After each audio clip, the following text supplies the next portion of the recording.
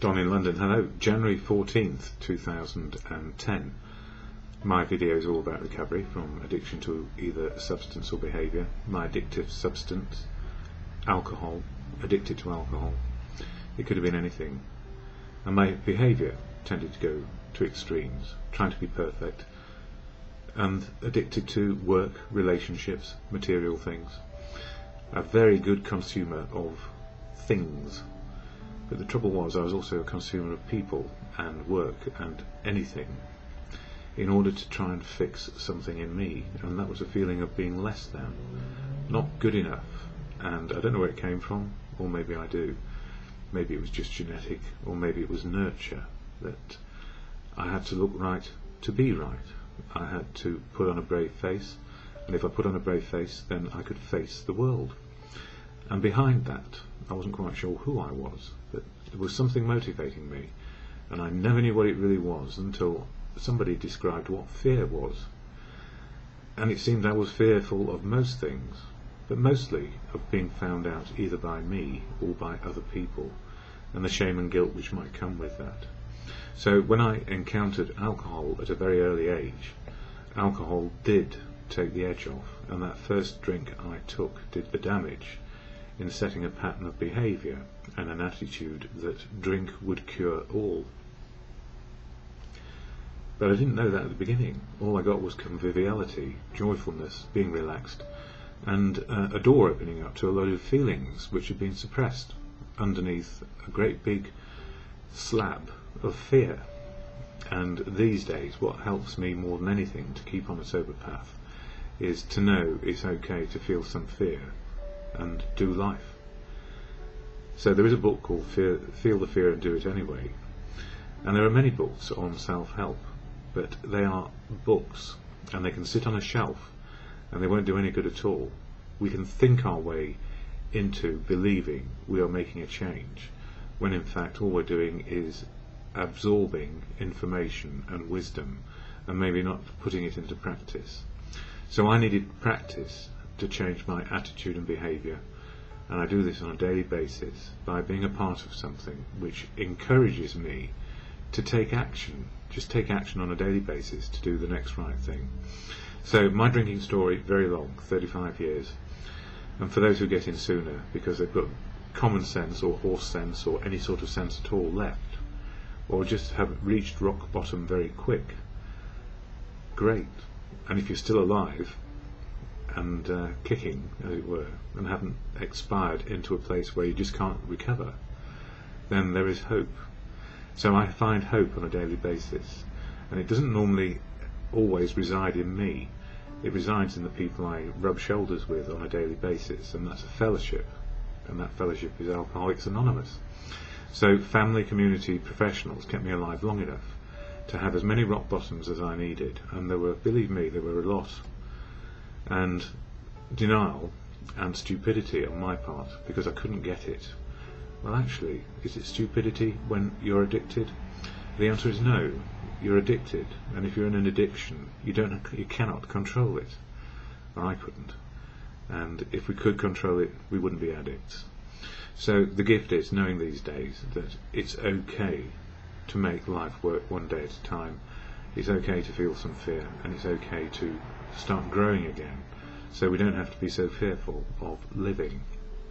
And behind that for me was clinical depression and goodness knows what else, a whole litany and lifetime of working hard and proving myself, not being perfect but striving for it, and not realizing that it's in the journey and not the destination. So I'm very lucky to be alive. I'm very, very lucky to have been able to look up from the gutter, completely out of it, and judge the world whilst the world was judging me. And it was all about blaming everybody else and everything, and in fact I needed to do some changing. But when we're in that state, unless we get the clarity somehow, or someone gives us some safety, a safe place to actually understand that we've hit another rock bottom, and maybe this is the last one we need to have, then disaster can keep on happening. So for me, fellowship is extremely important. The fellowship of AA keeps me going on a daily basis on the right tracks. in the right directions and not with another train coming in the other direction at me. And what is AA? I share this statement of intent here and then something about the fellowship and something from the fellowship's literature. So this is what AA does for me. Alcoholics Anonymous is a fellowship of men and women who share their experience, strength and hope with each other, that they may solve their common problem and help others to recover from alcoholism. The only requirement for membership is a desire to stop drinking. There are no dues or fees for AA membership. We are self-supporting through our own contributions. AA is not allied with any sect, denomination, politics, organisation or institution. It does not wish to engage in any controversy, neither endorses nor opposes any causes. Our primary purpose is to stay sober and help other alcoholics to achieve sobriety. And that normally slows me into the moment, but my head went off somewhere else thinking about last night and the meeting I went to. And I didn't share in that meeting. It was just one to listen to, and listen to other people speaking about how crackpot our outlook can get on anything to do with relationships, to do with family, to do with what is the next right thing to do.